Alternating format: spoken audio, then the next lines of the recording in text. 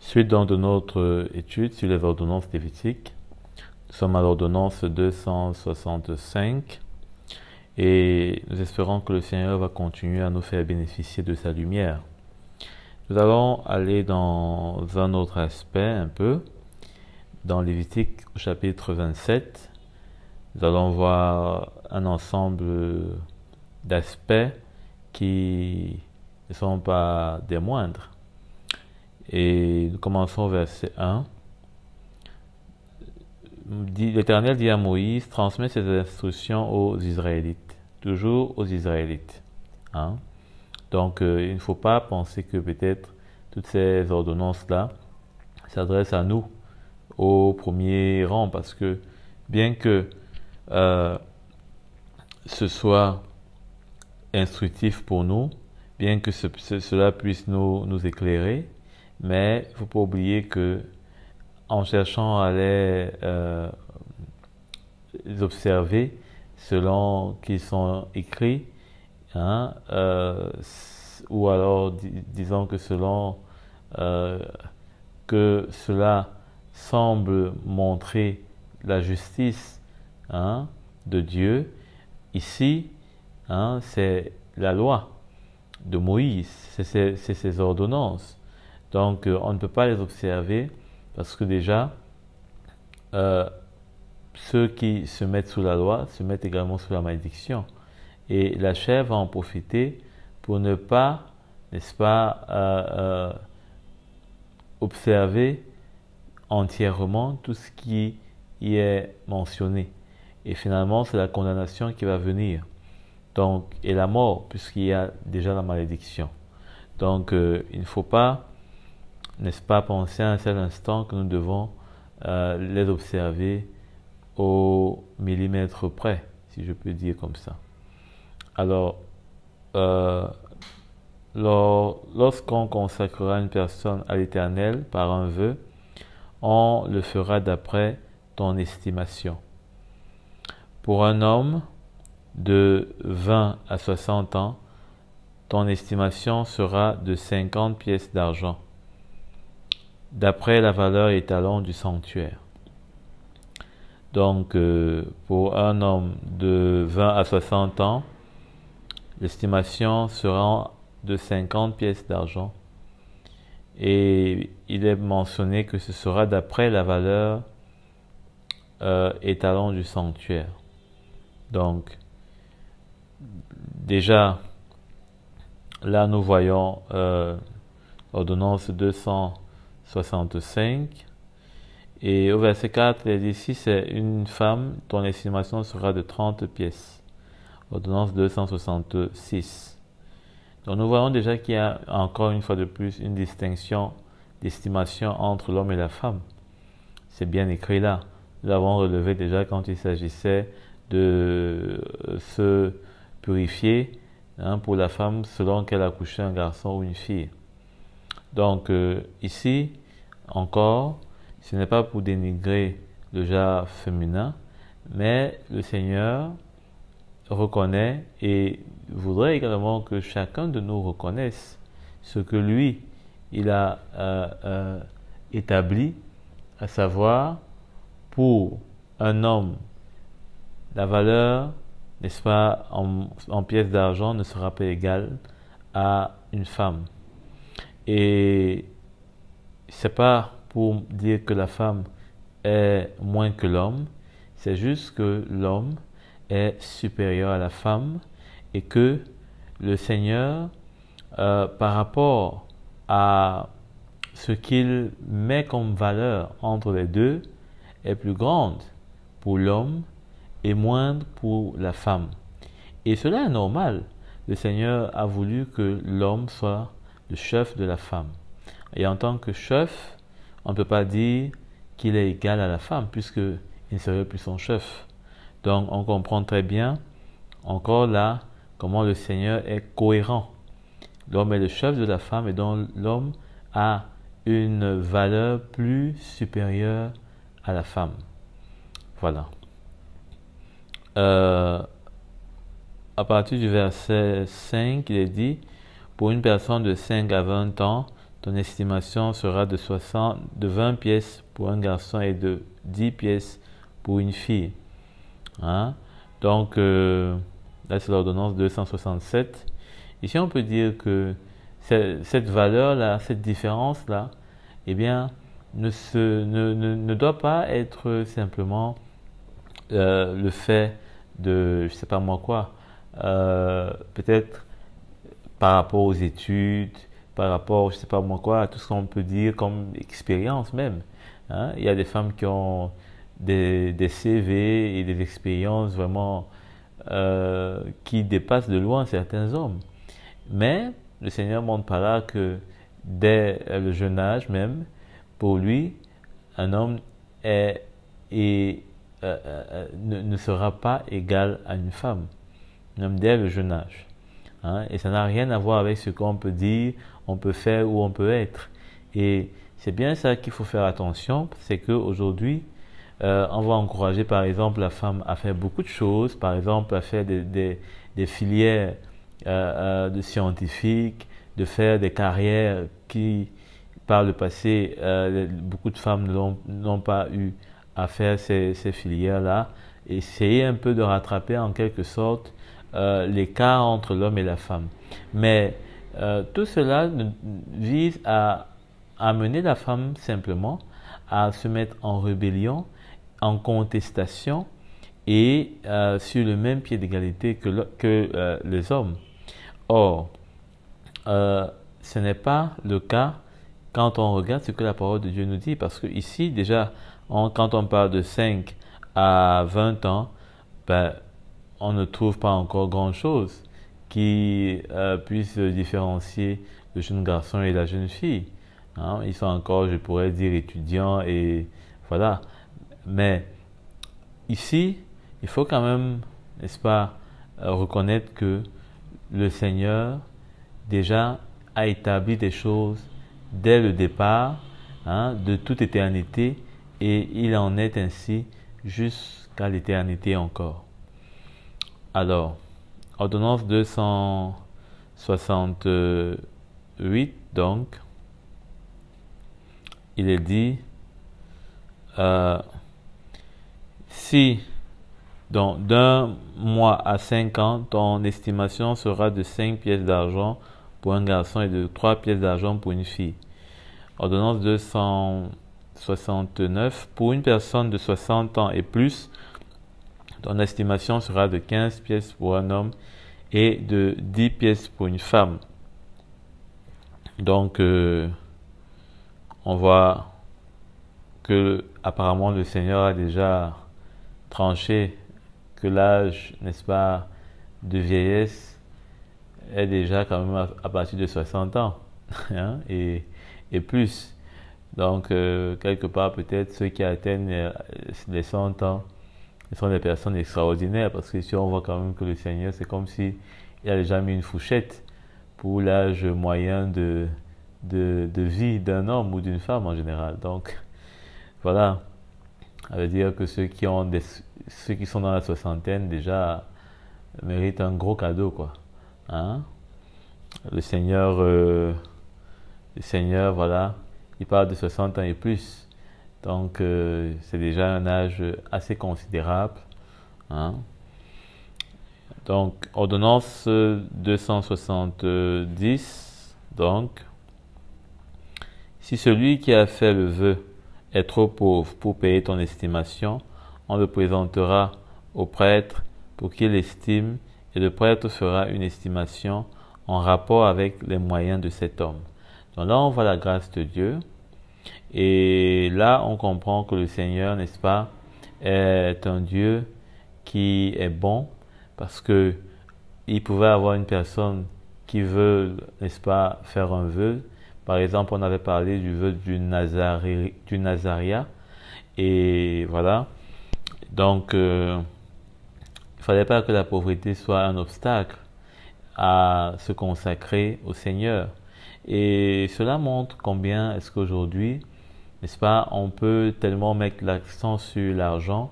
Mais ici, déjà même dans la pauvreté, cela n'empêchait pas qui que ce soit de se consacrer au Seigneur, puisqu'il est dit que celui qui a fait le vœu, si celui qui fait le vœu est pauvre, pour payer ton estimation, on le présentera au prêtre pour qu'il l'estime, et le prêtre fera une estimation en rapport avec les moyens de cet homme. On le présentera au prêtre. Donc, la pauvreté n'est pas une raison pour laquelle peut-être on doit se sentir moins acceptable devant le Seigneur pour peut-être le servir, ou peut-être aujourd'hui, comme dans beaucoup d'assemblées, l'argent est ce qui nous donne un statut dans l'Église. On ne devrait pas se mettre en retrait ou considérer que cela est un handicap. Pas du tout. Au contraire, le Seigneur dit au jeune homme riche de vendre tout et de le suivre. Donc, on voit comment le Seigneur, n'est-ce pas, est prêt à laisser venir à lui celui qui n'a même rien pour pouvoir s'approcher de lui selon les hommes. Mais qui a dit qu'il faille avoir quelque chose si ce n'est un cœur contrit et brisé pour s'approcher du Seigneur? Et cela ne demande pas d'être riche, en tout cas en termes financiers, mais plutôt d'être pauvre, parce qu'il est dit que heureux les pauvres en esprit. Je crois qu'il est dit heureux les pauvres en esprit, car ils hériteront la terre. Amen. Donc voilà. Ordonnance donc 171. Mais avant d'y aller, le fait de parler de ces différences en termes d'estimation et le pourquoi il fallait, n'est-ce pas, payer l'estimation du serviteur de Dieu pour pouvoir se consacrer. Eh bien, ici, c'était encore la preuve de comment est-ce que le Seigneur, n'étant pas encore mort pour nous, n'ayant pas encore payé quoi que ce soit pour nous, ne pouvions pas, n'est-ce pas, nous consacrer à lui. Nous ne pouvions pas nous consacrer à lui de façon, disons, gratuite.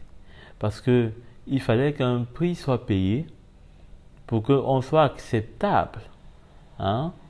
Mais tant que ce prix n'était pas payé, eh bien ici dans la loi, il fallait le payer soi-même. Or, on ne pouvait même pas payer, puisqu'on voit bien le cas du pauvre. Et cela pouvait même faire une sorte d'injustice, parce que finalement, le pauvre devait payer moins, et peut-être celui qui est riche devait payer selon la valeur qui est donnée. Et peut-être que cela pouvait entraîner comme une injustice, une inéquité. Donc, plutôt, il fallait, n'est-ce pas, qu'il y ait ce prix qui est payé par le Seigneur pour nous tous. C'est pourquoi le Seigneur a donné sa vie, il a payé de sa vie, afin que non seulement on soit racheté, c'est-à-dire libéré, n'est-ce pas, de la prison du péché, mais également pour qu'on puisse ainsi lui appartenir, nous consacrer à lui, devenir, n'est-ce pas, des consacrés pour lui. Donc, allons d'ailleurs nous en rendre compte, ce que la Nouvelle Alliance nous montre à ce sujet. Mais avant, allons dans Esdras au chapitre 8, à partir du verset 28. 20 coupes en or pour une valeur de 1000 pièces et 2 vases d'un beau bronze poli, aussi précieux que l'or. Puis je leur ai dit, vous êtes consacrés à l'Éternel, tout comme ces ustensiles et cet argent et cet or sont une offrande volontaire à l'Éternel, le Dieu de vos ancêtres. Restez vigilants et attentifs jusqu'à ce que vous puissiez les peser devant les chefs des prêtres, les Lévites et les chefs de famille d'Israël à Jérusalem dans les chambres de la maison de l'Éternel. Les prêtres et les Lévites ont accepté de se charger de cette masse d'argent, d'or et d'ustensiles pour l'amener à Jérusalem devant la maison de notre Dieu. Voilà. Donc, ici, il est parlé, n'est-ce pas, de comment il y a eu des ustensiles qui devaient être amenés devant la maison du Seigneur et comment, notamment, des ustensiles qui étaient utiles, notamment pour le service du Seigneur, nécessitaient des matières précieuses, en l'occurrence l'or et l'argent. Hein? Donc, à partir du verset 24, d'ailleurs, il est dit, j'ai pris à part 12 chefs des prêtres, Chérébia, Achabia et 10 de leurs frères. Je les ai pesés et j'ai pesé devant eux l'argent, l'or et les ustensiles offerts à titre de contribution pour la maison de notre Dieu par le roi, ses conseillers et ses chefs, ainsi que par tous les Israélites qu'on avait trouvés. Je leur ai ainsi confié près de 20 tonnes d'argent, des ustensiles en argent, pour un poids de 3 tonnes et 3 tonnes d'or, 20 coupes en or pour une valeur de 1000 pièces d'or. Voilà comment est-ce que le Seigneur, n'est-ce pas, a pourvu pour que sa maison puisse être glorifiée. Et ici,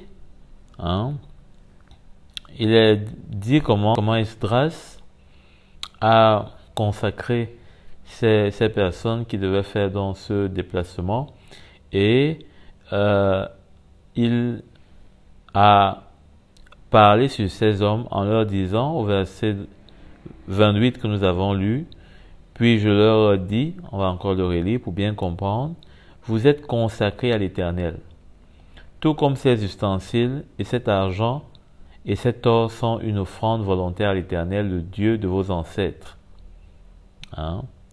Donc, ils étaient consacrés, tout comme ces ustensiles, et tout ce qu'il y avait comme or et argent, ils étaient consacrés.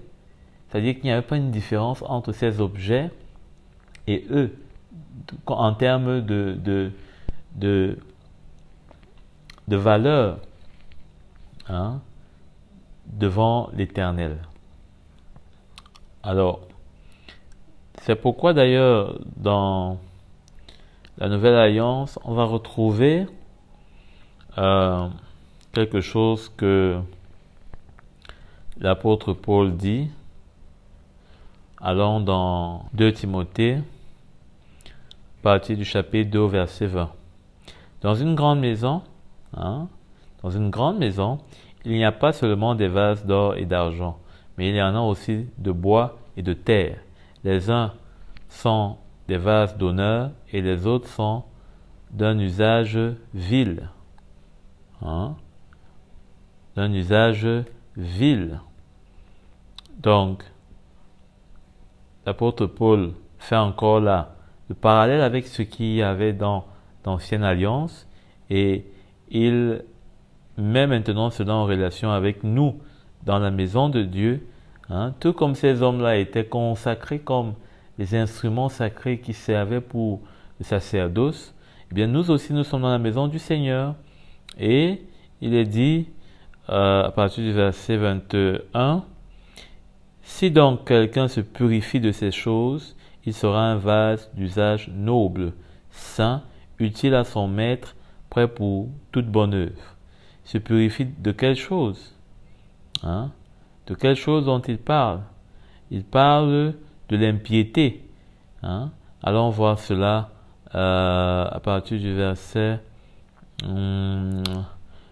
15. « Efforce-toi de te présenter devant Dieu comme un homme qui a fait ses preuves, un ouvrier qui n'a pas à rougir, mais qui expose avec droiture la parole de la vérité.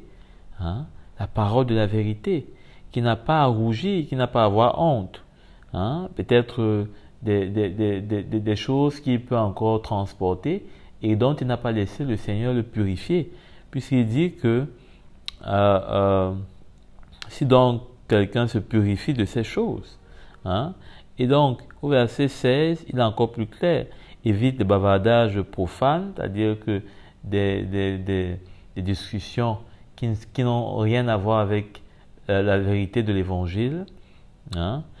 Car ceux qui s'y livrent avanceront toujours plus dans l'impiété, donc ils avanceront toujours plus dans l'obscurité, hein, du manque de lumière, hein, de la connaissance de Christ. C'est ça l'impiété. Hein. Et leur parole propagera son infection comme la gangrène. On a déjà parlé de la gangrène tantôt. Hein. Donc ils vont propager finalement toutes sortes de connaissances qui ne pourra qu'abîmer, hein, l'esprit de l'homme et l'amener dans des voies tortueuses. Il dit, d'ailleurs, il donne deux cas. Il parle du cas de Hyménée et de Philette. Hein, il dit, ils se sont détournés de la vérité, vous voyez maintenant, hein, en affirmant que la résurrection est déjà arrivée et ils ébranlent la foi de certains.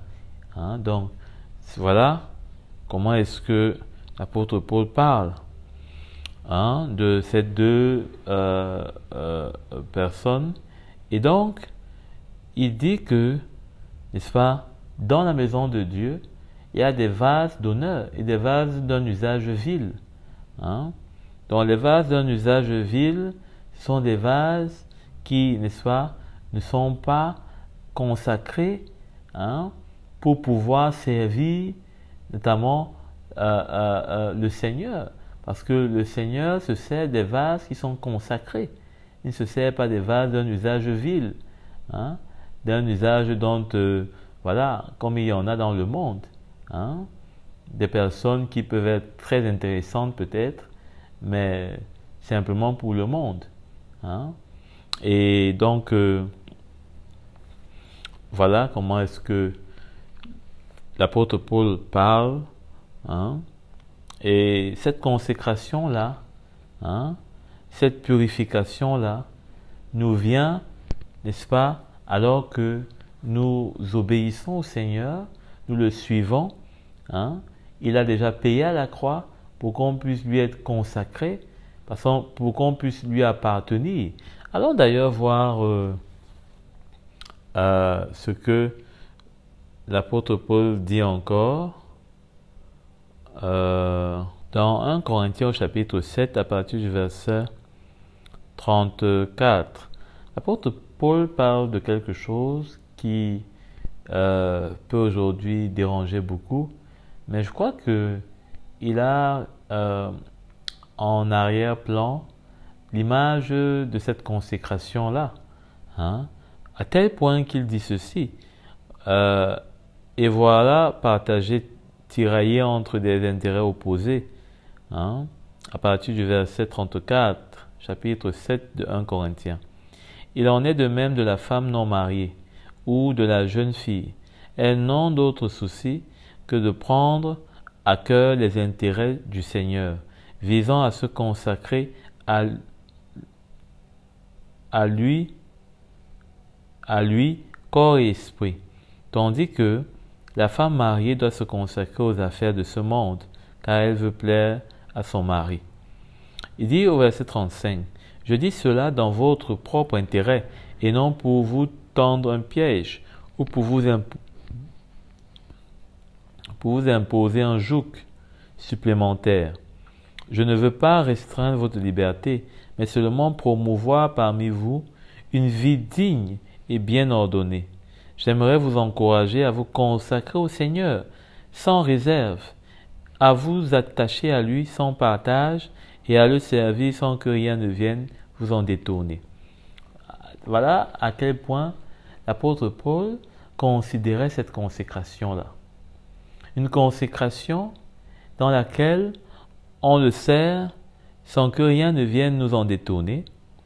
On le sert et on s'attache à lui sans partage et on le sert, n'est-ce pas, sans réserve.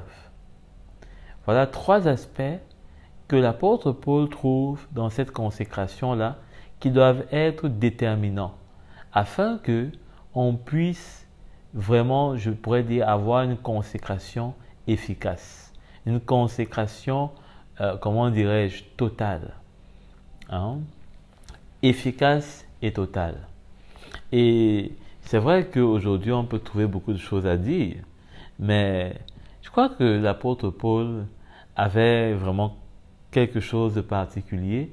Bien sûr, c'était aussi un appel, mais je pense aussi qu'il s'adressait pas à tout le monde, bien sûr, et à certaines personnes. Parce que bien sûr que quand il continue tout bas, il encourage aussi à bien sûr prendre en compte la conviction de chacun par rapport à ses propres faiblesses, par rapport à son état, hein, en tant qu'individu, hein, qui est différent chacun de l'autre. Donc, c'est très intéressant de voir cette consécration-là qui va jusqu'à ce point. Hein, qui va jusqu'à ce point. Et rentrons donc dans Lévitique. Nous étions à l'ordonnance 170. L'ordonnance 171. Mais peut-être avant, il est aussi intéressant de lire ce petit texte, bien sûr, qui est la conclusion de l'apôtre Paul après avoir parlé d'une affaire sérieuse dans laquelle c'était comme une comparaison malsaine, hein, je dirais comme ça, entre Paul, Apollos, Céphas, et voilà, comment est-ce que l'église de Corinthe commençait à regarder les choses dans le naturel et à apprécier maintenant chaque serviteur de Dieu en fonction de, disons, son goût, hein, et ne plus voir comment c'était un corps, c'était des membres qui opéraient les uns avec les autres en bonne coordination pour leur bien et seulement pour leur bien. Et à la fin du verset 3, dans 1 Corinthiens 3, au chapitre 23 plutôt, il est dit « Tout est à vous ». Hein, donc, tout ce que nous faisons, que ce soit Apollos, que ce soit qui, c'est pour vous. Mais vous, hein, vous n'appartenez qu'au Christ. Donc, il n'y a pas ici l'occasion de dire que vous appartenez, ou bien vous suivez Céphas comme si vous lui apparteniez, ou vous suivez Paul comme si c'est à lui que vous apparteniez. Non, tout est à vous, que ce soit Paul ou Céphas, ou c'est pour vous, mais vous n'appartenez pas à ces hommes-là, vous appartenez à Christ. Et ici, ce verbe-là retrouve l'idée de consécration, parce que celui qui appartient à quelqu'un, c'est celui qui lui est consacré, c'est celui qui lui est dédié, hein? C'est celui qui est mis à part, hein, ou se met à part pour son service. Donc, voilà comment devons donc nous considérer. Peut-être si ce n'était pas le cas, mais nous appartenons à Christ, comme le Christ appartient à Dieu. Donc, Christ appartient à Dieu, nous appartenons à Christ. Toujours cet ordre d'autorité, hein, qui revient, parce que bien sûr, c'est le Seigneur qui a donné sa vie pour nous, hein, et c'est pourquoi nous lui appartenons depuis ce jour-là. Amen. Donc, ordonnance 271, s'il s'agit d'animaux qui peuvent être offerts en sacrifice à l'Éternel, tout animal qu'on donnera à l'Éternel sera saint. Hein? On ne l'échangera pas, on n'en mettra pas un mauvais à la place d'un bon, ni un bon à la place d'un mauvais. Hein? Donc, tout animal qu'on veut consacrer à l'Éternel, qu'on donnera à l'Éternel, sera saint. Hein? On ne l'échangera pas. On n'en mettra pas un mauvais à la place d'un bon, ni un bon à la place d'un mauvais. Si l'on remplace un animal par un autre, ils seront tous les deux saints. Alors ça, c'était pour montrer que ce que nous faisons pour le Seigneur, eh bien, lorsque on s'est engagé, on ne doit plus regretter. Hein? Et la parole de Dieu parle de cela, même jusqu'à dans la Nouvelle Alliance. Allons lire et allons comprendre pourquoi cela est dit ici dans Luc au chapitre 9 à partir du verset 62. Jésus dit, Jésus lui répondit, « Quiconque met la main à la charrue et regarde en arrière n'est pas propre au royaume de Dieu. » Donc, ça c'est Jésus qui parle ainsi.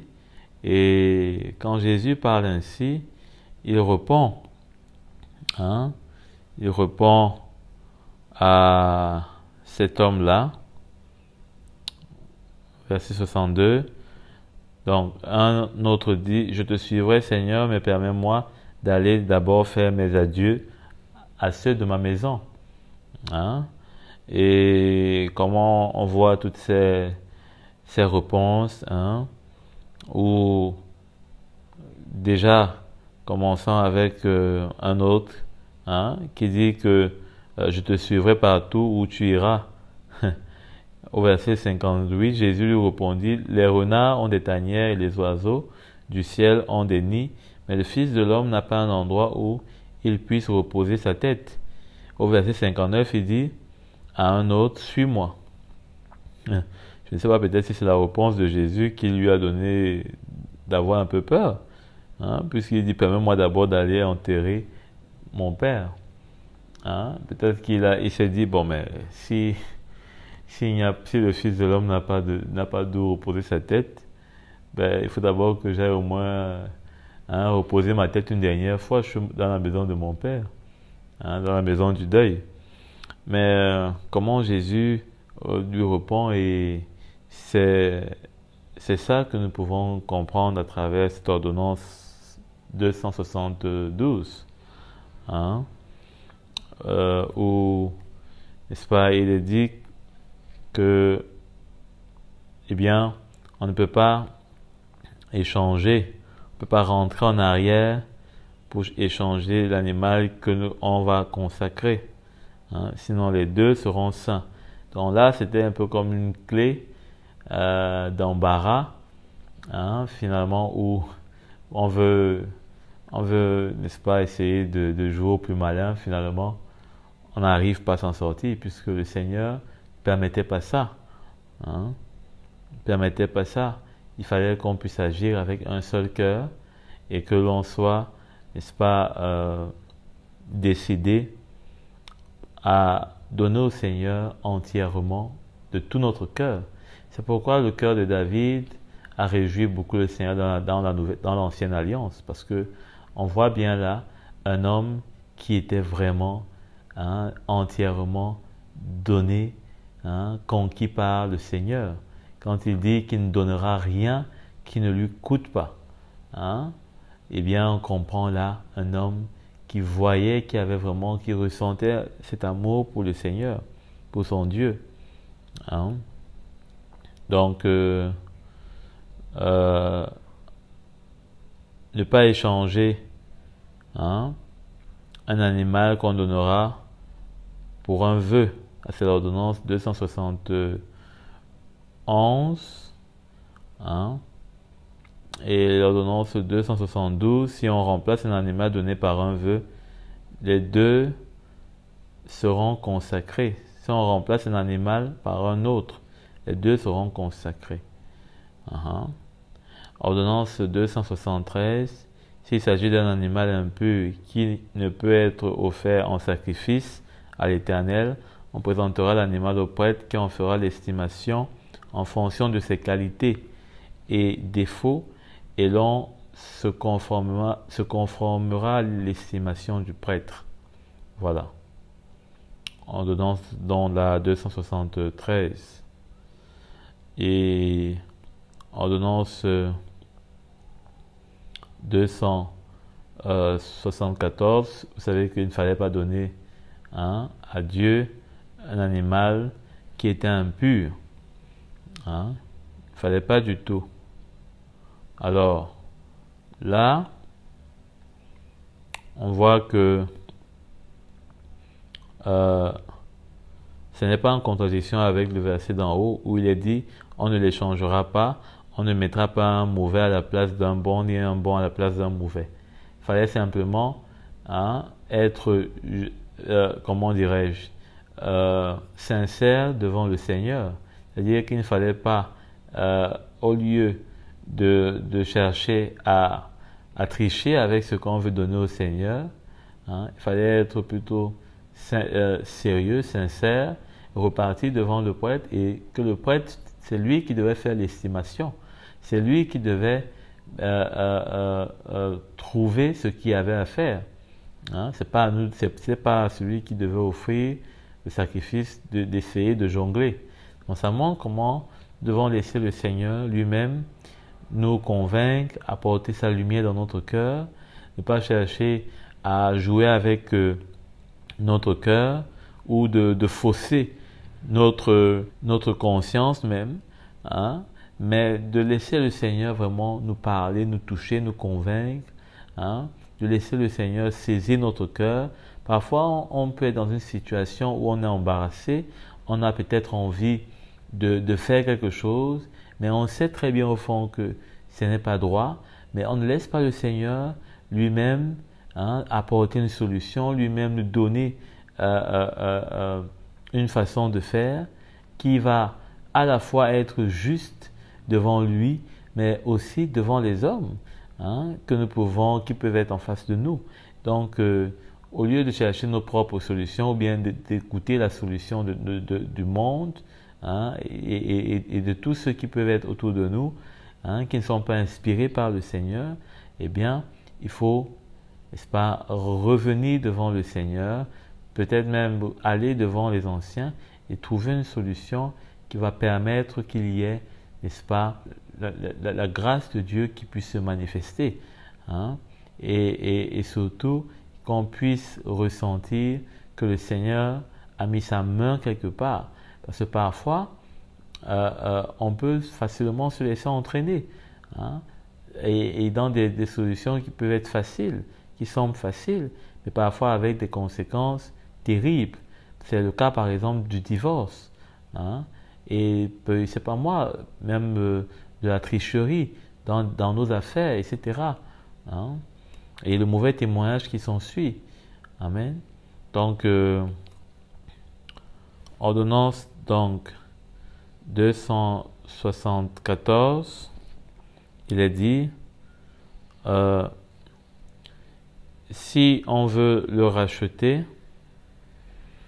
on ajoutera un cinquième à son estimation. Donc là, il fallait absolument que on puisse ajouter un cinquième à l'estimation d'un animal qu'on peut vouloir racheter, notamment qui est impur. Donc, il y avait vraiment quand même une grande liberté quand on voit l'ancienne alliance, même si c'était une liberté qui reposait sur la loi, c'est-à-dire sur la permission de la loi, c'est-à-dire que ce n'était pas une liberté que tu peux faire ou que tu ne peux pas faire, comme tu veux, mais c'était une liberté dans laquelle tout était prévu et il ne fallait pas déborder. Et donc, aujourd'hui, on peut quand même se demander, mais au final, nous qui sommes dans la nouvelle alliance et qui parlons d'avoir la liberté, Mais de quelle liberté dont il s'agit? Est-ce qu'il s'agit d'une liberté qui dépasse le cadre de l'esprit ou c'est une liberté qui est selon nous-mêmes? Parce que si cette liberté dépasse le cadre de l'esprit de Dieu, de l'esprit de vie, la liberté de l'esprit de vie, comme l'apôtre Jacques le dit si bien, c'est un danger. C'est un danger parce que la liberté n'est pas faite dans la Nouvelle Alliance pour dépasser ce cadre. La liberté est donnée pour rester dans ce cadre. Au contraire, pour rester dans ce cadre et pour obéir au Seigneur. Parce que si nous n'étions pas libres par rapport au péché, par rapport à la loi, nous ne pourrions pas obéir à l'esprit de vie. Donc, si maintenant nous sommes libérés de l'esprit de la loi du péché, maintenant nous devons marcher selon la loi de l'esprit de vie. Donc, voilà encore un élément qui est bien à préciser. Ordonnance 275, il est dit, si quelqu'un consacre sa maison comme une chose sainte pour l'Éternel, le prêtre en fera l'estimation en fonction de son état, bon ou mauvais, et l'on s'en tiendra à l'estimation du prêtre. Et si celui qui a consacré sa maison veut la racheter, il ajoutera un cinquième au prix de son estimation, et elle lui appartiendra.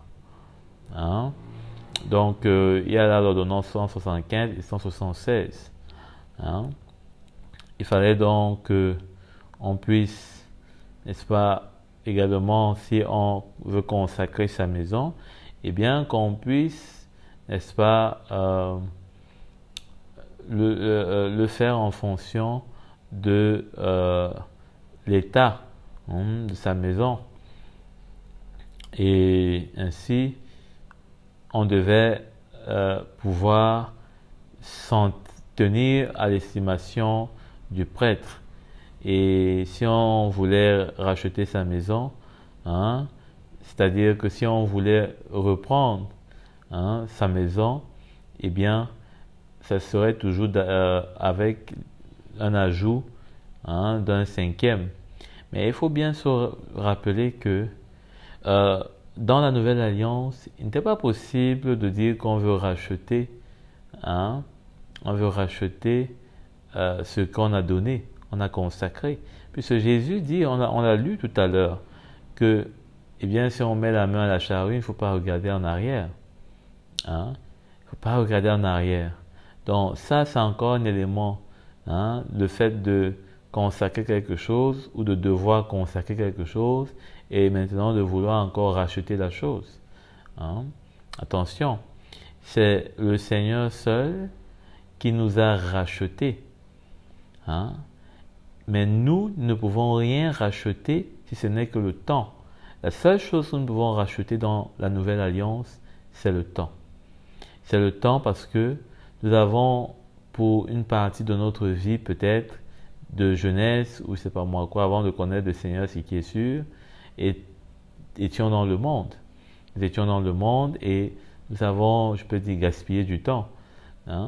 Mais aujourd'hui que nous sommes dans le Seigneur, nous pouvons racheter ce temps-là, c'est-à-dire que essayer de mettre en œuvre tout ce que le Seigneur a prévu pour nous, afin que, n'est-ce pas, le temps qui est présent et pour le futur, qu'il puisse être nécessaire et utile à l'œuvre du Seigneur et plus à celui du monde comme auparavant, quand nous ne le connaissions pas. Amen. Donc, ordonnance 177. Si quelqu'un consacre à l'Éternel un champ de sa propriété, ton estimation sera en rapport avec la qualité de semence. 50 pièces d'argent pour 220 litres d'orge. Ordonnance 277 dans là. Si c'est dès l'année du jubilé qu'il consacre son champ, on s'en tiendra à ton estimation. Ordonnance 278 18 donc, 279, si c'est après le jubilé qu'il consacre son champ, le prêtre en évaluera le prix en fonction du nombre d'années qui restent jusqu'au jubilé et on fera une réduction sur ton estimation. Ordonnance 280. Si celui qui a consacré son champ veut le racheter, il ajoutera un cinquième au prix de ton estimation et le champ lui restera. Ordonnance 281. S'il ne rachète pas le champ et qu'on le vend à un autre homme, il ne pourra plus être racheté. Ordonnance 282. Et quand l'acheteur en sortira lors du jubilé, ce champ sera consacré à l'Éternel comme un champ qui lui a été définitivement voué. Il deviendra la propriété du prêtre. Hein? Il deviendra la propriété du prêtre. Ordonnance 283. Si quelqu'un consacre à l'Éternel un champ qu'il a acquis et qui ne fait pas partie de sa propriété, le prêtre en évaluera le prix d'après ton estimation jusqu'à l'année du jubilé, et cet homme payera le jour même le prix fixé comme étant consacré à l'Éternel. Ordonnance 284. L'année du jubilé, le champ retournera à la personne à qui l'on avait acheté et qui en avait la propriété. Ordonnance 285. Toutes les estimations se feront en pièces du sanctuaire, en 10 pièces de 100 grammes. Voilà. Donc là, nous sommes jusqu'à l'ordonnance 285. Alors, que comprendre? L'année du jubilé est une étape ou alors un moment très important dans notamment la vie du peuple juif, mais aussi dans son calendrier. Et c'était notamment le 10e jour du 7e mois. Tu feras retentir les sons éclatants de la trompette. C'est dans Lévitique 25, à partir du verset 8 jusqu'au verset 22. Et je crois que nous avons déjà parlé de cette année du jubilé. Et nous avons vu un assez nombre de points. Alors, l'année du jubilé, bien sûr que nous avons vu certains aspects, et peut-être que nous en verrons encore sûrement d'autres. Mais il faut dire que c'était une année spéciale. Hein? Et beaucoup de choses dans cette année-là étaient aussi spéciales. Alors, à partir du verset donc 16, je crois que c'est là, où il est dit, si quelqu'un consacre à l'Éternel un champ de sa propriété, ton estimation sera en rapport avec la quantité de semences. Hein? Donc, c'était la quantité de semences sur la propriété qui devait constituer l'estimation du champ.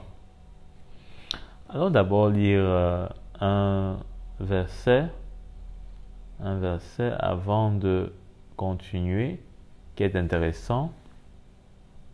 Dans 1 Corinthiens, au verset 3, chapitre 3, à partir du verset 9. 1 Corinthiens, chapitre 3, verset 9, il est dit, l'apôtre Paul dit, car nous sommes ouvriers avec Dieu. Vous êtes le champ de Dieu, l'édifice de Dieu. Hein? Donc, il faut bien avoir cela à l'esprit, où l'apôtre Paul nous fait cette révélation. L'apôtre Paul avait vraiment une révélation très particulière et spéciale de la Nouvelle Alliance et qui mettait beaucoup de choses en lumière de l'Ancienne Alliance. c'est vraiment quelque chose d'extraordinaire pour laquelle on doit dire merci au Seigneur, parce que vraiment, sans cela, il serait quand même difficile de comprendre tout ce qu'il y avait dans la loi. Hein. Et, et même, donc, à partir du verset donc 9, où il dit que nous sommes son champ, hein, verset 10, conformément à la grâce que Dieu m'a donnée, j'ai posé le fondement comme un sage architecte et un autre construit dessus. Donc, verset 8, il dit, celui qui plante et celui qui arrose sont égaux. On dirait donc là que l'apôtre Paul est dans le domaine agricole. Et il y avait beaucoup d'images, c'est vrai, qui étaient employées dans l'ancienne alliance. Et c'est pas toujours évident de se retrouver. Donc, nous sommes dans son champ et il dit que le champ sera estimé, hein, en fonction de la quantité de semences. Alors pour moi, je pense que bien sûr la semence c'est aussi la parole de Dieu. Hein? La semence c'est la parole de Dieu. Quand on a à l'esprit la parabole des terres, hein? Et on se rappelle de cette semence où Jésus dit que c'est la parole de Dieu. Donc je crois qu'ici ça parle de comment notre valeur, hein, ou alors notre, comment pourrais-je dire cela, la qualité de notre vie spirituelle est largement déductible à travers l'investissement qu'il y a de la parole de Dieu en nous, hein, de la lumière de Dieu en nous. Hein. Et je crois que l'apôtre Paul en était tellement conscient. Et allons voir d'ailleurs un aspect. Dans l'épître aux Philippiens, l'apôtre Paul dit ceci, hein, ayant parlé de comment cette règle d'égalité, le superflu des uns sert, n'est-ce pas, au manque ou aux besoins des autres. Eh bien, il dit, ce n'est pas que je recherche les dons. C'est-à-dire que ce n'est pas qu'il recherche que des gens puissent simplement pourvoir, hein, ou donner, hein, ou que la maison de Dieu puisse être riche, ne pas manquer de quoi que ce soit. Mais je recherche le fruit qui abonde pour votre compte. Hein. On dirait c'est comme si l'apôtre Paul voulait que il n'y ait pas simplement, disons que sur un champ, hein, des semences qui puissent être en terre. Hein, parce que là, c'est l'image du don, hein, les semences qui sont en terre. Hein, la parole de Dieu qui est là, bon, qui nous parle et qui nous encourage à donner. Ça, c'est la semence de la parole de Dieu. Hein, quand elle sort, c'est pour nous éclairer, pour nous confronter. Mais il veut, hein, que ce soit pour que le fruit abonde. C'est-à-dire que la semence germe et qu'elle puisse être, n'est-ce pas, d'une telle qualité, n'est-ce pas, qu'on va voir des fruits qui vont, n'est-ce pas, abonder. Et Jésus dit également pareil quand il parle de, allons voir, dans Jean au chapitre 15 à partir du verset 8. Si vous portez beaucoup de fruits, c'est ainsi que mon Père sera glorifié. Vous voyez? Et que vous serez mes disciples. Vous voyez? Donc c'est pas juste une question d'être sanctifié, purifié, Mais Jésus dit que si vous portez beaucoup de fruits, c'est ainsi que mon Père sera glorifié. Hein? Et que vous serez mes disciples. Donc on n'est pas juste des disciples parce qu'on est dans la maison du Seigneur, parce qu'on est des vases dans sa maison. Hein? On est des vases, oui, hein? Mais on est disciples parce qu'il y a du fruit en nous. Hein? On a du fruit. Et ce fruit-là, hein, c'est ça qui va glorifier le Seigneur. Hein? C'est ça qui va glorifier le Seigneur.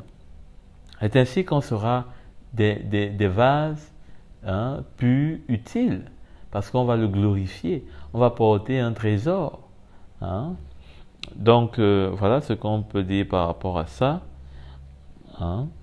Allons donc dans le verset suivant. Il est dit, si c'est dès l'année du jubilé qu'il consacre son champ, on s'en tiendra à ton estimation. Hein? On s'en tiendra à ton estimation. Pourquoi? Parce que l'année du jubilé, n'est-ce pas, devait intervenir. On devait compter. Hein? C'était, n'est-ce pas, 7 années, hein? 7 années sabbatiques. Donc, 7 fois 7, ça faisait 49. Hein? 7 fois 7 ans. Hein? 7 fois 7 ans, ça faisait 49 ans. Hein? Allons d'ailleurs dans Lévitique 25, qui n'est pas très loin, Lévitique 27. Hein? Allons lire. Donc, le 10e jour du 7e mois, tu feras retentir donc la trompette. Hein? Donc, il y avait l'année sabbatique. Hein? Il y avait l'année sabbatique, il y avait l'année du jubilé, et il y avait le rachat et des propriétés des esclaves.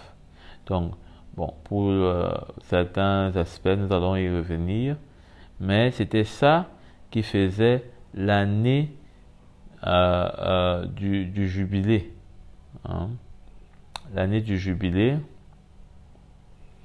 Et cette année-là était intéressante parce que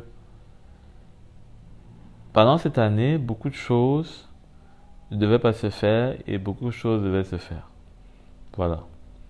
Donc, il y avait notamment au centre la libération, hein, la libération de ceux qui étaient esclaves et la restitution, hein, de tout ce qui était à autrui. Allons d'ailleurs lire un texte. Il est dit, à partir du verset 11, la 50e année sera pour vous le jubilé. Donc le jubilé intervenait la 50e année, après avoir compté 7 ans. Hein? Donc 7 fois 7, en fait. La 50e année devait être l'année du jubilé. Et il est dit, vous ne sèmerez pas, vous ne moissonnerez pas ce que les champs produiront d'eux-mêmes, et vous ne vendangerez pas la vigne non taillée. Car c'est le jubilé. Vous le considérerez comme saint. Vous mangerez le produit de vos champs. Hein? Dans cette année de jubilé, chacun de vous retournera dans sa propriété. Donc si on était esclave, on rentrait dans sa propriété comme si on était libre. Hein? Si vous vendez ou achetez un terrain à votre prochain, voilà ce qui nous intéresse, pour bien comprendre ce qui est dit dans Lévitique. Si vous vendez ou achetez un terrain à votre prochain, qu'aucun de vous ne laisse son prochain, c'est-à-dire que ne fraude. Tu l'achèteras à ton prochain en comptant les années depuis le jubilé. Hein? Donc, il fallait également acheter le champ la propriété de son prochain en comptant les années du jubilé. Donc les années qui restaient pour qu'il y ait le jubilé. Donc si par exemple on achetait, c'est pas moi quoi, à la 36e année avant le jubilé qui intervenait la 50e année, il fallait compter pour déterminer le prix. Donc voilà, c'était pour le terrain. C'était pour le terrain, parce qu'on a vu que pour le champ, c'était en lien avec les semences. Et pour les propriétés, eh bien, il fallait compter les années depuis le jubilé. Et il te le vendra en comptant les années de récolte. Tu l'achèteras à ton prochain en comptant les années depuis le jubilé. Donc, c'est plutôt, il fallait compter les années qui vont s'écouler à partir du jubilé. À partir du jubilé.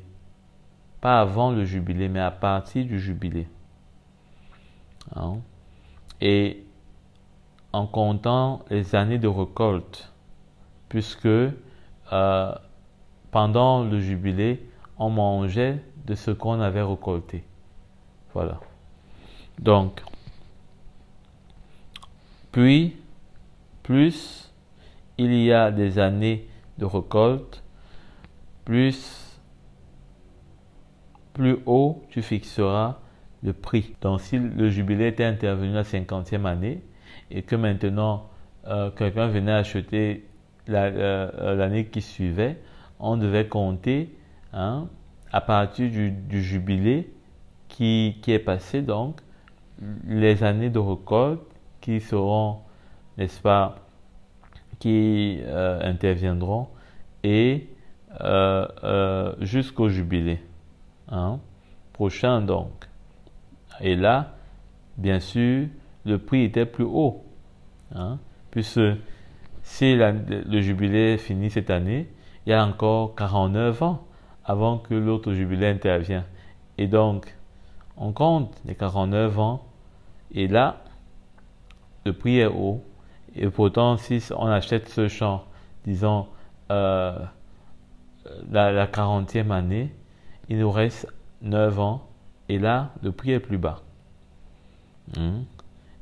Donc, et moins il y aura d'années, plus bas tu le fixeras car c'est le nombre des récoltes qu'il te vend. Donc, pour la propriété, c'était le nombre de récoltes qu'on comptait et qu'on vendait donc, finalement. Aucun de vous ne lésera son prochain et tu craindras ton Dieu, car je suis l'Éternel. Voilà. Donc, si c'est clair, entrons donc dans Lévitique 27 et allons mieux comprendre. Donc, nous étions au verset 17. Si c'est dès l'année du jubilé qu'il consacre son champ, on s'en tiendra à ton prix. Donc, le prix sera bien sûr plus haut, puisqu'il dit si c'est dès l'année du jubilé qu'il consacre son champ, le prix sera plus haut.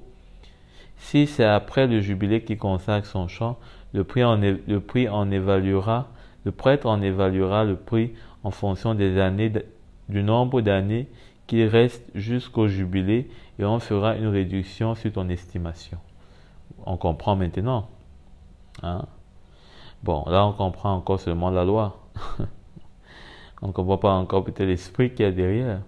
Si celui qui a consacré son champ veut le racheter, il ajoutera un 5e au prix comme le reste de ce qu'on veut racheter, la dîme, l'animal pour le vœu, etc. Le champ, etc.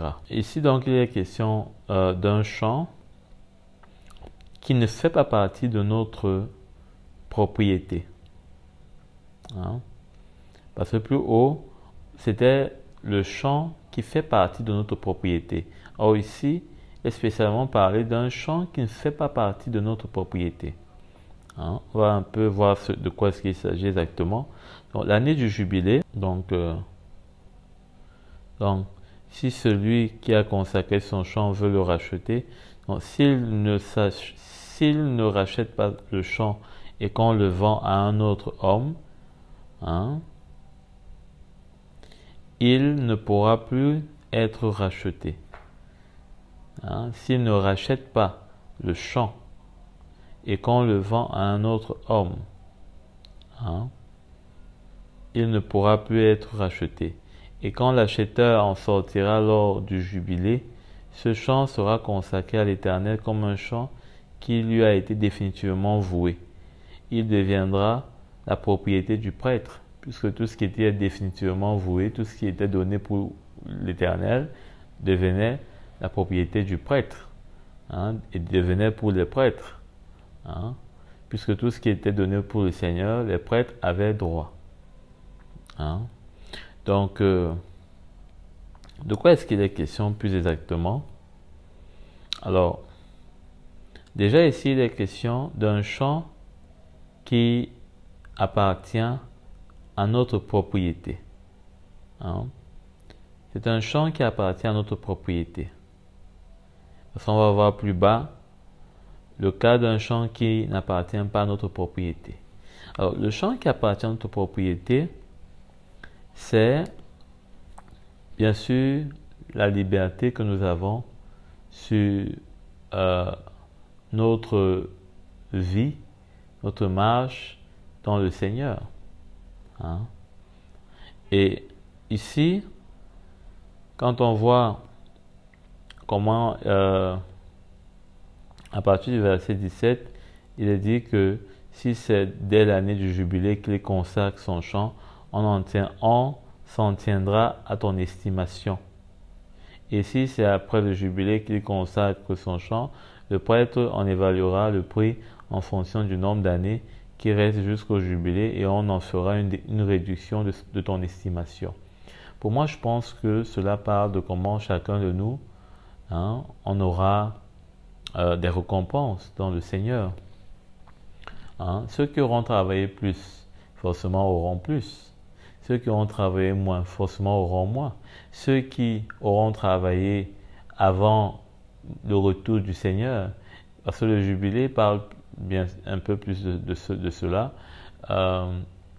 Le retour du Seigneur, par exemple, ceux qui auront donné leur vie au Seigneur, c'est pas moi, peut-être 2 ans avant son retour, ben, forcément que leur récompense sera moindre, hein, que ceux qui l'ont donné peut-être pendant des années. Hein. Donc, pour moi, c'est de cela dont il parle. Je ne vais pas entrer plus dans les détails parce que certaines choses, comme l'apôtre Paul le dit, restent encore un mystère et on ne connaît pas tout entièrement. Mais pour moi, c'est clair que beaucoup de questions parfois on se pose par rapport à ça. Si quelqu'un donne sa vie au Seigneur, peut-être 2 heures de temps avant le retour du Seigneur, est-ce qu'il va avoir la même récompense que celui? C'est vrai que il y a quelque chose qui est réel, c'est que le Seigneur est le seul juge et lui seul verra pour tout un chacun selon ce qu'il aura semé, ce qu'il doit récolter, ce qu'il a comme récompense de sa part. Hein? Et donc, on n'a pas besoin de s'y attarder, mais tout ce qu'on a besoin pour nous, c'est de continuer de semer et de travailler pour récolter pour nous. Hein? Même pas pour notre épouse. Bon, peut-être que si on est marié, on peut aider notre épouse à mieux récolter également sa part. Mais ce qui est sûr, chacun de nous récoltera pour son compte. Hein? Même si on peut aider notre femme à travers notre vie, puisque quand on donne notre vie pour notre épouse, ben, ça lui facilite la tâche et elle peut récolter mieux, plus certaines choses, hein, dans le Seigneur. Elle peut travailler, elle peut donner plus sa vie, etc. S'il y a, voilà, mais chacun va récolter pour sa part, hein, pour sa part uniquement. Et donc pour moi, c'est de cela dont il parle ici. Et D'ailleurs, allons lire un texte dont je crois que l'apôtre Paul en fait référence. Je crois qu'un des aspects de cette estimation, pour parler comme dans Lévitique, ou alors disons de ces récompenses que le Seigneur nous fera, eh bien, vont pour un certain sens avoir, n'est-ce pas, ou tenir lieu d'éclat du corps de gloire que nous allons revêtir. Hein? Parce que de la même façon, l'éclat des anges n'est pas le même éclat qu'un archange. Hein? L'éclat des quatre êtres vivants qui sont devant le trône de Dieu n'est pas le même que l'éclat des 24 vieillards qui se prosternent. Donc, je crois qu'il y aura une différence. Amen. Déjà, sur cet aspect-là, cela est glorieux. Cela est merveilleux. Allons dans 1 Corinthiens au chapitre 15. L'apôtre Paul nous en parle un peu d'une certaine façon. Mais quelqu'un dira à partir du verset 35, « Comment les morts ressuscitent-ils et avec quel corps reviennent-ils ? Homme dépourvu de bon sens, ce que tu sèmes ne peut reprendre vie que s'il meurt. Et ce que tu sèmes, ce n'est pas la plante qui poussera, c'est une simple graine et un grain de blé peut-être, ou d'une autre semence. Puis Dieu lui donne un corps, comme il le veut, et à chaque semence il donne un corps qui lui est propre. Les êtres vivants n'ont pas tous la même nature, mais autre est la nature des hommes, autre est celle des quadrupèdes, autre est celle des oiseaux, autre est celle des poissons. Il y a aussi des corps célestes et des corps terrestres. Mais l'éclat des corps célestes est différent de celui des corps terrestres. Hein? Donc déjà, là, il y a une différence entre les corps terrestres et les corps célestes. Mais l'apôtre Paul, quand il parle, il dit que les êtres vivants n'ont pas tous la même nature. Bon, les êtres célestes, je ne pense pas également qu'ils ont la même nature. Hein? Parce que ici, l'apôtre Paul a juste fait la distinction par rapport à ce qui est terrestre et ce qui est spirituel. Puisque ici, nous sommes encore dans l'optique d'arriver au corps spirituel. Mais au corps céleste plutôt. Parce que le corps spirituel, le corps céleste, c'est quand même différent. Le corps spirituel, c'est l'Église par exemple. Hein? Donc, le corps céleste, là c'est la glorification, c'est le corps qui peut porter la gloire de Dieu, hein, au sens complet du terme. Hein. Et ici, raison pour laquelle je parle aussi de cette différence entre les corps célestes, puisque l'éclat d'un archange ne peut pas être l'éclat d'un ange. Hein? Alors, allons voir encore moins l'éclat d'un chérubin. Hein? Donc, allons voir la suite, hein, où il dit au verset 50, « Ce que je veux dire, frères et sœurs, c'est que notre nature actuelle ne peut pas hériter du royaume de Dieu. Hein, et que ce qui est corruptible n'hérite pas non plus de l'incorruptible. » C'est pourquoi je parlais tantôt de la gloire de Dieu. Hein, puisque nous portons la gloire de Dieu actuellement juste en esprit. Hein, mais pas de corps. En tout cas pas dans le corps terrestre. Donc, voici, je vous dis un mystère, nous ne mourrons pas tous, mais tous nous serons transformés en un instant, en un clin d'œil, au son de la dernière trompette.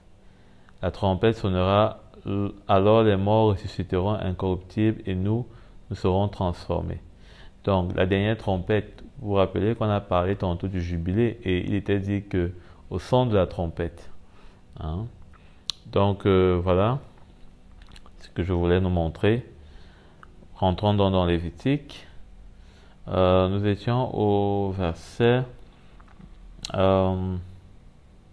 19. Si celui qui a consacré son champ veut le racheter, il ajoutera un 5e au prix de ton estimation.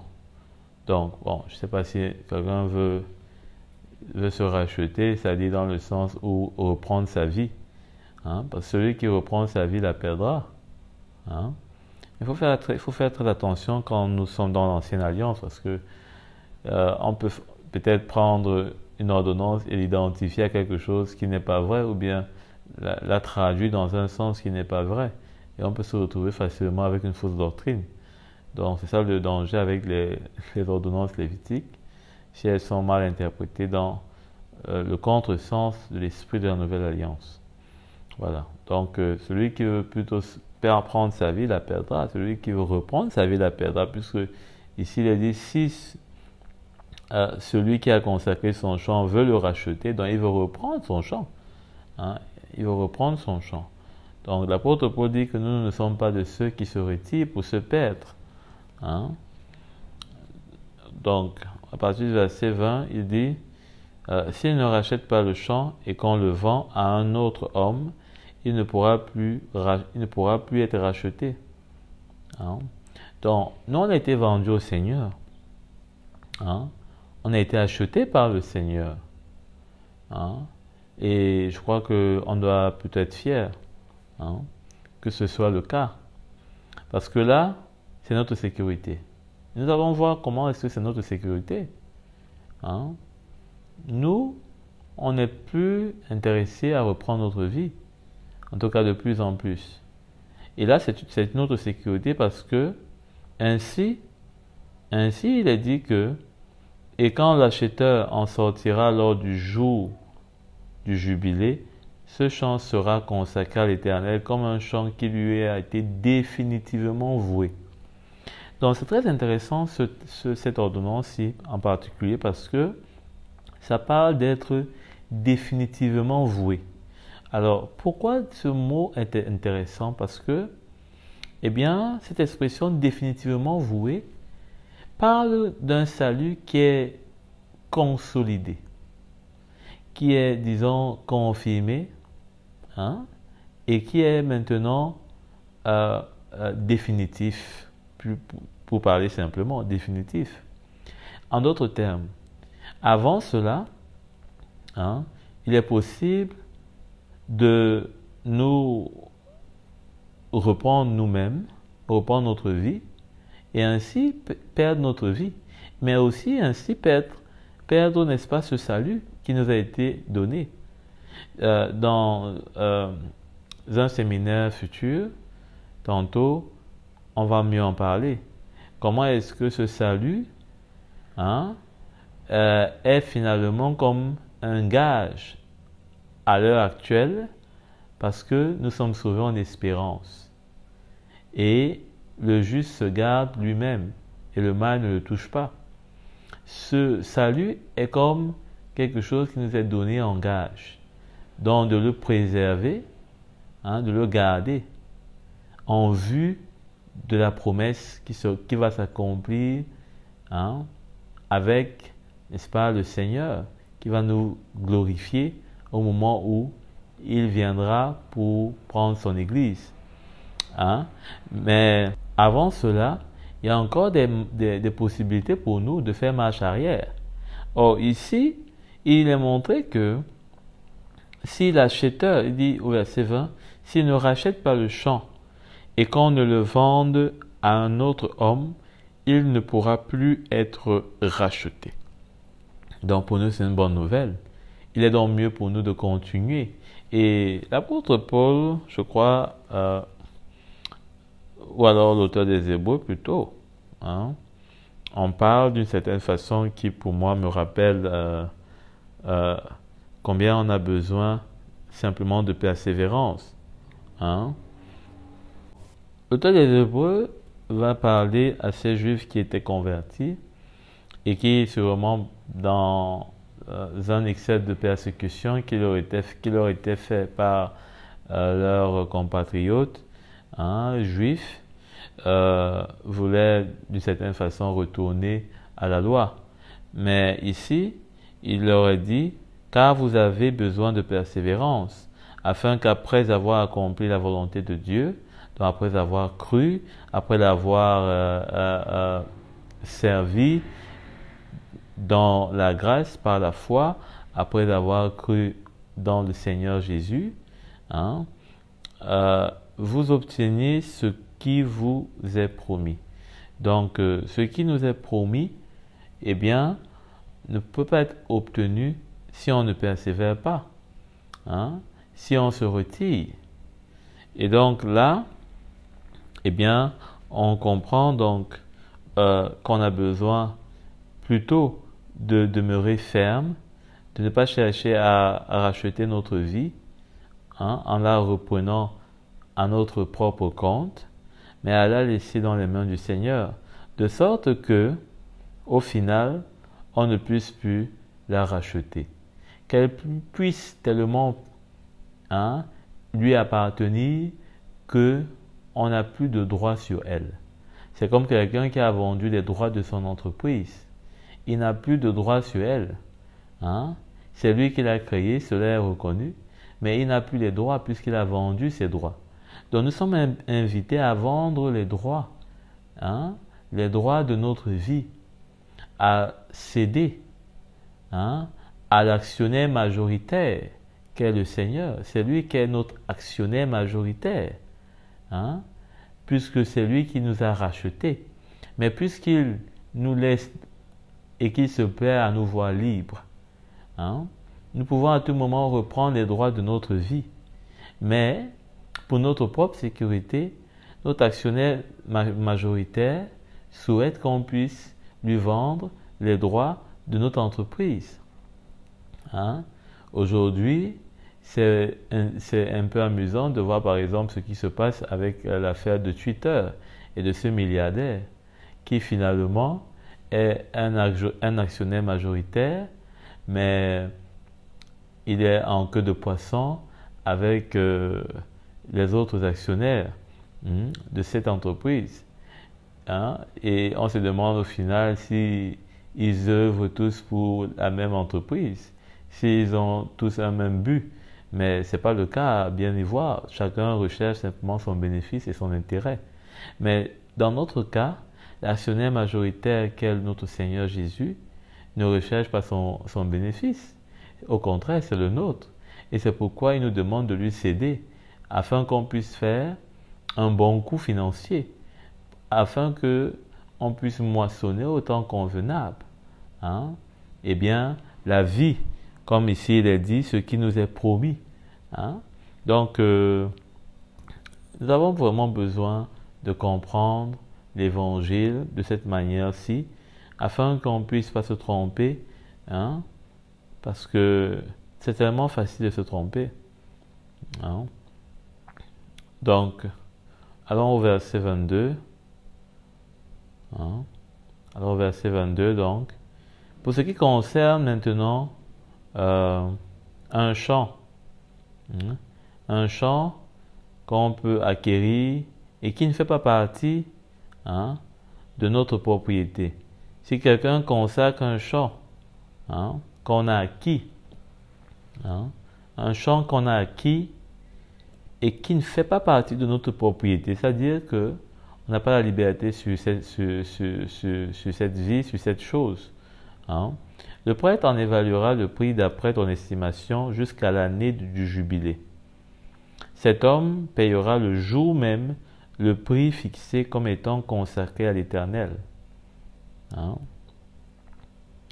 Et l'année du jubilé, le champ retournera à la personne à qui on l'avait acheté et qui en avait la propriété. Donc, ici, il est parlé de quelqu'un qui a consacré un champ, mais qui n'était pas dans sa propriété. Et le prêtre en a évalué le prix d'après ton estimation jusqu'à l'année du jubilé. et cet homme payera le jour même le prix fixé comme étant consacré à l'Éternel. L'année du jour du jubilé, le champ retournera à la personne à qui on l'avait acheté et qui en avait la propriété. Je crois qu'ici, ça parle notamment de ceux qui sont, je pense, sous notre autorité, ça peut être nos enfants, ça peut même être l'épouse qui est non consacrée au Seigneur, et comment, notamment pour la femme qui est non mariée, l'apôtre Paul dit qu'elle sanctifie son mari. Également, je crois que pour les enfants, les parents qui sont consacrés sanctifient leurs enfants. Mais ceci ne veut pas dire que les enfants sont pour le Seigneur. Ils appartiennent au Seigneur. Parce qu'il faut toujours que les enfants eux-mêmes se décident. C'est pourquoi, l'année du jubilé, le champ retournera à la personne à qui on l'avait acheté et qui en avait la propriété. Donc, ce qui veut dire quoi? Ce qui veut dire que il fallait qu'à chaque fois que quelqu'un qui a consacré un champ qui n'était pas dans sa propriété, eh bien, avait, n'est-ce pas, donné, avait consacré le champ, et qu'on avait évalué et qu'il avait payé le prix, puisque le tout n'est pas de consacrer, mais il faut payer le prix, puisqu'il y a une estimation qui est donnée. Donc, on doit payer le prix pour nos enfants, on doit payer le prix pour notre mari qui est non converti, etc. Il faut faire très attention parce que effectivement, le Seigneur ne demande pas juste de consacrer, comme aujourd'hui on a souvent l'habitude, peut-être on va consacrer un enfant devant l'assemblée, ou bien on va demander qu'on prie pour notre conjoint, et nous-mêmes on croise les mains, et on donne tous les noms spirituels, ou entre guillemets bibliques, qui paraissent vraiment très très forts dans, c'est pas moi, dans les... qui paraissent très très forts dans leur signification, mais il faut vraiment avoir, n'est-ce pas, ce sens de pouvoir payer le prix, payer le prix. Et là, le moment où le jour viendra, n'est-ce pas, du jubilé, parce que là, le jour du jubilé, je crois bien ici faire référence à ce jour-là où le Seigneur vraiment rend visite à une personne dans sa vie, et quand il rend visite à cette personne, c'est comme si cette personne-là n'était même plus sur la terre. Il avait enlevé, puisqu'il nous a arrachés d'un monde de ténèbres. Il nous a arrachés, il nous apparaît vraiment comme le Rédempteur, le Sauveur. Et nous connaissons, pour ceux qui ont fait cette expérience-là de la rencontre avec le Seigneur, comment c'est, je crois que c'est pas différent vraiment pas trop de ce jour-là où nous le verrons face à face. Parce que d'avoir rencontré le Seigneur alors que nous étions dans les ténèbres, peut-être qu'on en a oublié, mais l'effet est marquant. On se demande mais où nous étions. On se rend compte de comment est-ce que vraiment nous avions besoin de lui. On voit notre misère, on ressent un bonheur et on est vraiment bien dans notre cœur. On est satisfait, on trouve une raison à notre vie, notre âme trouve un sens à sa vie, et nous sommes heureux même avec rien. Et imaginons donc quand le Seigneur va aussi revenir ou pour nous prendre, ce serait extraordinaire parce que, n'est-ce pas, que nous serons encore une fois libérés de ce corps mortel, comme l'apôtre Paul peut le dire, ce corps de chair, hein, qui nous soumet à tellement de choses, à la mort, à la fatigue, les maladies, hein, le péché, hein, les pleurs, hein, donc des joies éphémères, etc. Donc, il serait extraordinaire encore. Hein. Donc, voilà un peu ce qu'on peut dire par rapport à ça. Alors, ce sera un jour de jubilé. Hein. D'ailleurs, on jubile souvent quand on vient donner sa vie au Seigneur. On est dans dans un moment jubilatoire. Hein. Donc, ordonnance, je crois que nous avons vu tout le reste qui est à partir du verset 26 jusqu'au verset 33. Alors, parlons du verset 25. Toutes les estimations se feront en pièces du sanctuaire, en pièces de 10 grammes. Alors, les pièces du sanctuaire, il y avait le cycle du sanctuaire et le cycle d'or. Hein. Le cycle du sanctuaire était, disons, moins précieux que le cycle au poids du roi, en d'autres termes. Hein. Le cycle d'or ou le cycle en poids du roi. Donc, il y avait deux qualités d'estimation. Il faut simplement comprendre dans cette estimation que le Seigneur, n'est-ce pas, aujourd'hui, nous voit avec ce cycle. Hein, ce cycle qui est un cycle à la fois d'argent, c'est-à-dire que en tant que une nation de sacrificateurs, hein, nous avons une valeur en cycle d'argent. Mais en même temps aussi, nous sommes une nation de sacrificateurs, un sacerdoce royal. Donc, le cycle d'or ou le cycle au poids du roi également s'applique à nous. Alors, comment comprendre ça?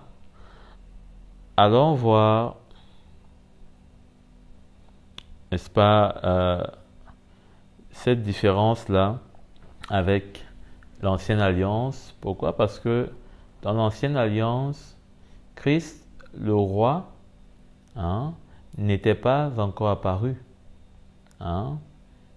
Lui qui avait reçu l'autorité sur le trône de David, hein, qui avait été promis, hein, comme, n'est-ce pas, ce roi-là qui va régner éternellement sur le trône de David, lui qui est le prince de la tribu de Juda. Eh bien, allons voir ce que l'apôtre Paul en dit d'ailleurs. Mais avant, un petit tour dans le livre de Malachie, au chapitre 3, verset 3, il est dit: « Il s'assiera, fondra et purifiera l'argent. Il purifiera les fils de Lévi. Il les épurera comme on épure l'or et l'argent. Et ils présenteront à l'Éternel des offrandes avec justice. » Donc voilà comment est-ce que le prophète Malachie parle des fils de Lévi. Nous savons que nous sommes, comme je l'ai tantôt dit, une nation sacrificateur, l'apôtre Pierre le dit. Et tant que tel, n'est-ce pas, nous aussi, nous sommes appelés à être purifiés comme l'or et l'argent, hein, afin afin que nous soyons, n'est-ce pas, présentables à l'Éternel comme des offrandes de justice. Hein? Donc, ils présenteront à l'Éternel des offrandes avec justice. Donc, nous aussi, nous sommes appelés à présenter des offrandes avec justice. Hein? Parce qu'auquel cas, nous n'allons pas pouvoir lui présenter des offrandes avec justice. Nous allons lui présenter des offrandes d'injustice. Et comme nous avons tantôt vu, en nous reprenant en main nos droits, notre vie, eh bien, c'est également reprendre le chemin de l'injustice. Hein? Et allons donc voir à présent ce que la Nouvelle Alliance, hein, l'apôtre Paul précisément, réserve à ce sujet. C'est plutôt l'apôtre Pierre qui en parle. Hein?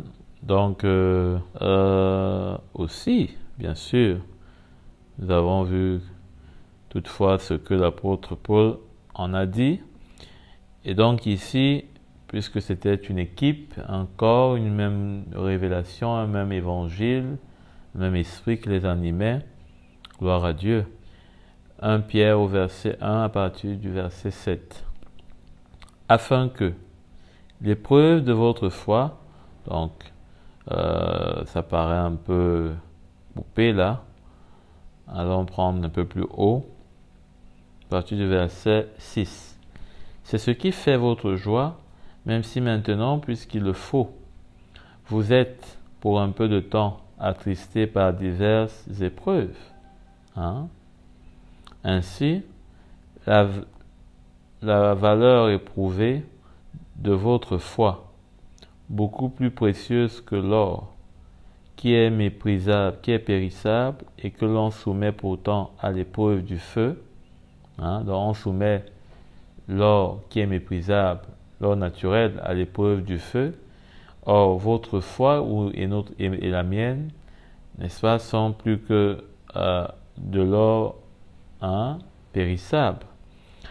Mais, toutefois, on a aussi besoin d'être éprouvé.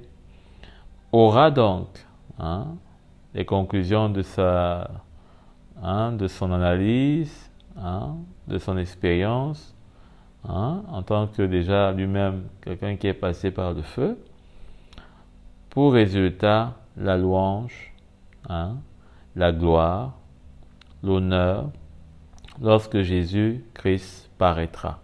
La question qu'on peut se poser, c'est quelle joie y aura-t-il dans la bouche de celui qui ne sera pas éprouvé, de celui qui se serait peut-être amusé, qui aurait pris un bon plaisir à être sur la terre? Quelle joie! Quelle gloire pourrait-il bien recevoir? La gloire de s'être identifié au monde? Absolument pas. De gloire pour cela. L'honneur, quel honneur d'être avec les saints qu'il a torturés, c'est pas moi qui l'a méprisé, c'est pas moi dont il ne s'est pas identifié avec eux. Aucun honneur pour cela. Donc, verset 8, vous l'aimez sans l'avoir vu, vous croyez en lui sans le voir encore, et vous vous réjouissez d'une joie indescriptible et glorieuse, parce que vous obtenez le salut de votre âme pour prix de votre foi. On obtient le salut de notre âme pour prix de notre foi. Amen. C'est glorieux. C'est glorieux ce que l'apôtre Pierre dit ici. Tellement glorieux qu'il dit que même les anges, à partir du verset 10, il dit les prophètes qui ont parlé de la part, qui ont parlé de la grâce qui vous était réservée, ont fait de ce salut l'objet de leurs recherches et de leurs investigations. Ils cherchaient à découvrir l'époque et les circonstances indiquées par l'Esprit de Christ qui était en eux lorsqu'ils attestaient d'avance les souffrances du Messie et la gloire dont elles seraient suivies. Et il leur a été révélé que ce n'est pas pour eux maintenant, mais pour vous, qu'il était au service de ces messages. Les hommes qui vous ont prêché l'Évangile par le Saint-Esprit envoyé du ciel vous ont maintenant annoncé ce message, donc lui en l'occurrence, dans lequel les anges eux-mêmes désirent plonger leur regard. Donc que ce soit les prophètes passés, que ce soit les anges, désirent plonger eux-mêmes leur regard dans ce que nous sommes en train d'échanger. Extraordinaire. Mais il faut tout de même dire que ici, il est bien clair dans Lévitique que la valeur dont il est question, c'est l'estimation en pièces du sanctuaire. Bon, je crois que l'estimation en pièces du sanctuaire veut aussi mettre l'accent sur le fait que cette œuvre dont nous avons parlé nous met, n'est-ce pas, et nous se fait dans le sanctuaire du Seigneur, à travers le sanctuaire du Seigneur, qui est son Église. Donc, nous sommes dans l'Église du Seigneur pour recevoir cette œuvre, pour que l'œuvre dont le Seigneur veut, n'est-ce pas, faire dans notre vie, afin que notre vie prenne une plus grande estimation, une plus grande valeur, eh bien, que ce soit dans sa maison. Puisque c'est dans sa maison que nous recevons, que ce soit la semence, et que nous serons mis sur l'autel, sur le creux, notamment de sa main. Parce que nous pouvons bien rester chez nous, faire tout ce que nous voulons, dire tout ce que nous voulons, croire tout ce que nous voulons, mais nous pouvons passer à côté de l'œuvre du Seigneur, puisque le Seigneur n'a pas fait un sanctuaire, c'est-à-dire une maison pour lui, qui est son Église, afin que nous soyons à l'extérieur pour faire ce que nous voulons. Non. Rappelons-nous bien qu'il revient prendre son Église. Donc, son Église, c'est son corps. Et donc, nous devons être dans son corps afin que l'œuvre dont il va faire dans son corps, que nous, en tant que membres, puissions en bénéficier. Et nous devons donc être dans le creux de la main de son corps. De la main de son corps. Allons voir d'ailleurs, parlant de ce creux-là. Allons voir ce dont, dans Proverbe au chapitre 17, à partir du verset 3, il est dit: le creuset est pour l'argent et le fourneau pour l'or. Le creuset est pour l'argent et le fourneau est pour l'or. Rappelez-vous qu'on avait parlé du gâteau, de l'offrande du gâteau, on avait vu comment est-ce que il y avait pour ce gâteau qui était mis sur la poêle, qui était fait dans le fourneau, au grill, etc. Donc, ici, on comprend mieux, il est dit, mais celui qui éprouve les cœurs, c'est l'Éternel. Donc, il est question d'éprouver dans les cœurs, à travers le creuset, qui est pour l'argent. Donc, voilà, un peu, il est dit le fourneau pour l'or. Donc, c'est afin d'éprouver, ce sont les manières du Seigneur pour éprouver. Et donc, nos cœurs, dans le Lamentation, allons-y, très intéressant aussi, pour finir, au chapitre 4, dans le verset 1. Comment l'or perd de son éclat l'or pur se ternit, les pierres saintes se dispersent à tous les coins de rue. Hein? Les pierres saintes se dispersent à tous les coins de rue. Rappelez-vous que Jésus a dit que sur cette pierre je bâtirai mon église. Bien sûr, il parlait de lui, la pierre angulaire, mais de nous aussi avec, qu'il va se servir pour nous édifier sur cette pierre-là, hein, et donc nous serons saints comme il est saint, lui, la pierre angulaire. Hein. Les fils de Sion étaient précieux. Hein. Nous sommes dans la lamentation, c'est pourquoi il y a une tonalité comme de regret et de nostalgie. Hein. Les fils de Sion étaient précieux. Hein. Les fils de Sion par rapport à la montagne de Sion, la montagne de Dieu, dont les fils de Dieu étaient précieux, leur valeur était égale à celle de l'or fin. Vous voyez? Donc, de la même manière, on a lu dans Esdras comment est-ce qu'on est consacré et nous sommes consacrés comme les ustensiles. Également ici, il dit leur valeur était égale à celle de l'or fin. Hein? Comment les voilà considérés comme des vases de terre faits par les mains du potier. Hein? Donc, finalement, on est comme des vases d'argile, donc, hein, faits par les mains de n'importe quel potier. Et pourtant, hein, notre valeur est égale à celle de l'or. Hein. Donc, même les chacals présentent leurs mamelles pour allaiter leurs petits, mais la fille de mon peuple est devenue aussi cruelle que les autruches du désert. Hein. Et ici, ça parle donc de comment il y a ce refus d'accepter, n'est-ce pas, l'œuvre du Seigneur. Hein?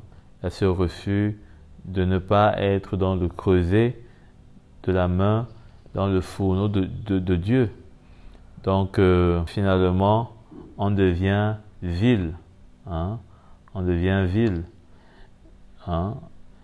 Et pourtant, Job, lui, il a accepté cette œuvre.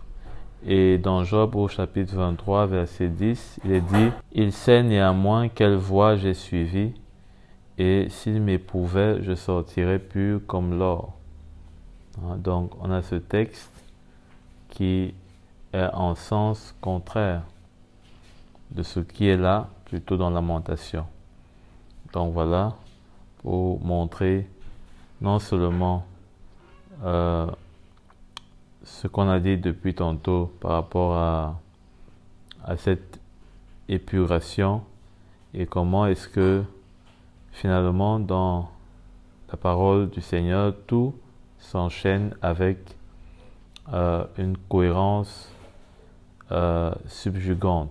Quelque part, je ne peux m'empêcher de penser aussi que l'or et l'argent sont deux niveaux différents de l'épuration que le Seigneur, n'est-ce pas, peut faire dans la vie des uns et des autres. À certains, cela correspond aussi à ce que le Seigneur réserve à chacun en termes d'épreuves.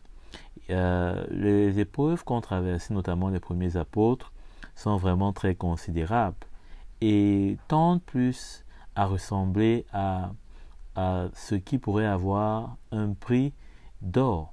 Parce que vraiment là, on touche à ce qui est vraiment, comme l'apôtre Paul pouvait dire, il se réjouissait de pouvoir, n'est-ce pas, achever en sa chair, n'est-ce pas, des souffrances pour l'Église, comme vraiment étant une autre dimension, hein, des souffrances que peut-être nous tous nous n'aurons pas à avoir part. Et quelque part, cela n'a pas le même prix, n'a pas la même valeur que le cycle d'argent, hein, les épreuves qui peuvent avoir cette valeur en argent et qui peut être pour le plus grand nombre peut-être et pas forcément le poids en cycle d'or qui pourrait être réservé à, je pense, un certain nombre de personnes que le Seigneur lui-même, c'est lui qui choisit, c'est pas nous qui voulons des épreuves. Jésus lui-même a reconnu que si c'était possible, il n'aurait pas voulu, mais c'est le Seigneur qui a préparé des œuvres et des épreuves en avance pour chacun d'entre nous. Et donc, cela aussi doit être considéré dans ce sens-là. Donc, voilà ce qu'on pouvait dire à ce sujet. Amen.